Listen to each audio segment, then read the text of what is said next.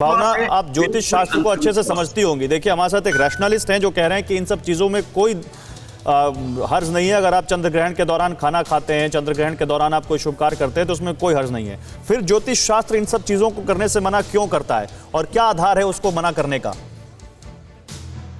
जी, पहली चीज तो मैं आपको बता दूं कि मैं एक एस्ट्रोलॉजर हूं और साथ ही साथ में जो मेरी एकेडमिक्स रही है वो एज अ रिसर्चर भी रही है, तो मैं साइंस से भी जुड़ी रही हूं। दूसरी बात, मैं हमेशा जो भी बात कहती हूं हमेशा उसके पीछे एक तथ्य जरूर होता है। तो जब हम कह रहे हैं कि चंद्र ग्रहण में आपके, जाहिर सी बात है, आपकी बॉडी के ऊपर, आपके मानसिक आपकी साइकोलॉजी के ऊपर इसका असर पड़ता है। उसका रीजनिंग ये है कि जो चंद्रमा है वो एस्ट्रोलॉजी में हमारे मन का कारक है। एंड सेकंड थिंग इज, चंद्रमा जल तत्व का कारक भी है।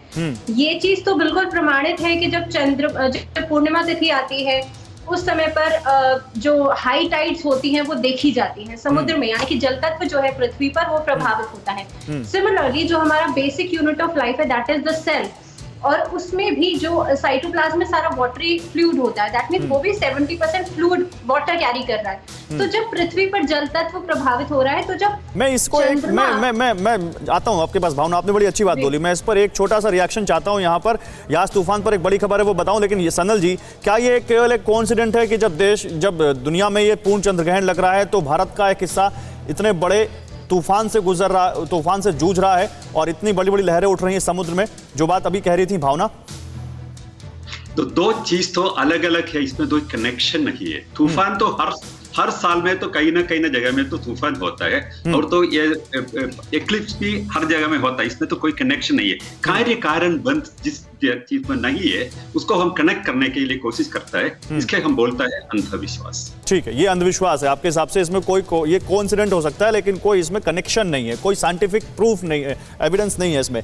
मैं आता हूं आपके पास, लेकिन इस बीच एक बड़ी खबर आ रही है। यास महा तूफान से जुड़ी हुई, तट से टकराने के बाद कमजोर पड़ा है तूफान। ये मौसम विभाग ने कहा है लगातार कमजोर हो रहा है यास तूफान। अच्छी खबर, अगले 6 घंटे में और कमजोर हो जाएगा तूफान। और जो मौसम विभाग कह रहा है यही आपको विपिन बता रहे थे ग्राउंड से, जो इस वक्त ओडिशा में खड़े हुए हैं और आपको पल पल का अपडेट दे रहे हैं।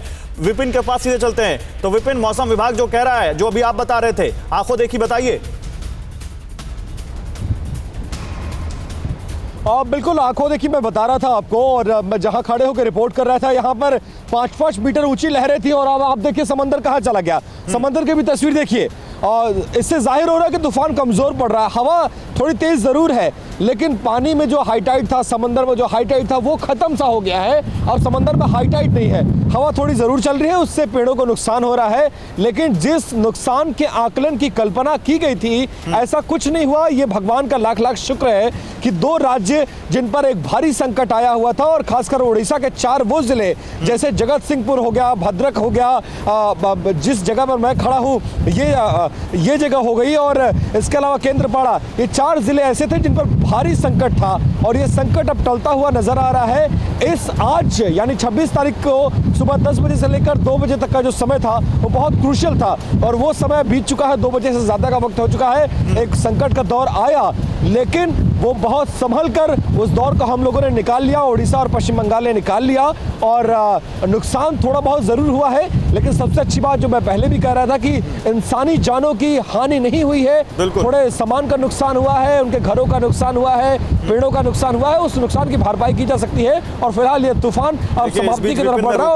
और एक चीज, जब अभी हम तर्क और ज्योतिष के बीच की बहस के दौरान एक चीज अपने दर्शकों को बताना भूल गए। 2:17 हो चुका है तो ग्रहण लग चुका है। हालांकि भारत में 3:15 बजे लगेगा, लेकिन दुनिया के उस हिस्से में जहां पर चंद्रमा अभी दिखाई दे रहा है वहां 2:17 पर ग्रहण शुरू हो चुका है। और ये अब ये कह सकते हैं कि इस वक्त जब हम बात कर रहे हैं तो चंद्रमा पर ग्रहण लग चुका है। इस वक्त ये ब्यूनस आयर्स अर्जेंटीना से तस्वीरें आ रही हैं, जहां आप देख सकते हैं धीरे धीरे अब ये चंद्रमा आपको छोटा होता दिखेगा। भारत में तो उपछाया है, इससे पूरा आपको सुपर ब्लड मून या कहें कि आपको भारत में पूरा ग्रहण नहीं दिखेगा, लेकिन दुनिया के दूसरे हिस्सों से ऐसी तस्वीरें आएंगी। पवन जी, देखिए ग्रहण तो लग चुका है, लेकिन एक बात मुझे ये बताइए, ये तर्कवादी ज्योतिष शास्त्र की इन थ्योरीज को मानते क्यों नहीं है?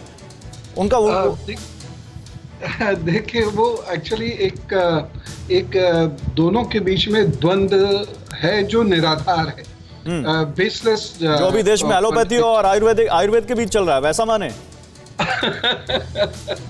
जी, दरअसल कुछ लोग ऐसे होते हैं जो केवल वेस्ट से आए या उनको लगे कि हर चीज का एविडेंस हो तो तभी वह चीज ठीक है, और एविडेंस में भी एक बहुत लिमिटेड एविडेंस की वो बात करते हैं। वो एविडेंस को भी एक होलसम तरीके से नहीं समझते हैं। न्यूटन का जो सबसे पहला एविडेंस था वो सेब पेड़ से गिरना था। ये फर्स्ट एविडेंस था कि सेब नीचे की ओर जा रहा है। उसके बाद उसकी थ्योरी आई थी। कैपलर का एविडेंस अलग था, आइंस्टीन का एविडेंस अलग था, और अभी जो एविडेंस आइंस्टीन के आए हैं वो चेंज कर दिए गए। तो एक सुपीरियरिटी कॉम्प्लेक्स हो जाता है ऐसे लोगों के अंदर। और मैं बहुत बेबाकी से इस बात को कह रहा हूं कि जरूरी नहीं कि उन्होंने वो साइंस पढ़ी हो, क्योंकि साइंस में बहुत सारे एविडेंसेस थे जो कोरोना काल में ध्वस्त हुए और हर 15 दिन में नए एविडेंस आए। तो अगर उस साइंस को हम माने तो आधी से ज्यादा पॉपुलेशन निबट चुकी होती। तो हमारे पास जो एविडेंसेस हैं, और भावना जी ने जिसको पॉइंट आउट भी किया, खुद सनल जी ने भी उसको पॉइंट आउट किया, वो जो एविडेंसेस हैं वो हाफ कुक्ड होते हैं हमेशा। उन्हें पूरी तरह कुक होने में बहुत वक्त लगता है, और इधर अंधविश्वास जो होता है ये बहुत जल्दी कुक हो जाता है। ये भी बात मैं मानता हूँ और कह रहा हूँ।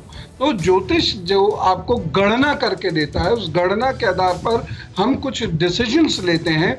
उन डिसीजंस का एक एविडेंस है, उस डिसीजन की हिस्ट्री है, और ये बहुत लंबी हिस्ट्री है। परवाह देश की, सोमवार से शुक्रवार रात 10 बजे TV9 भारतवर्ष पर।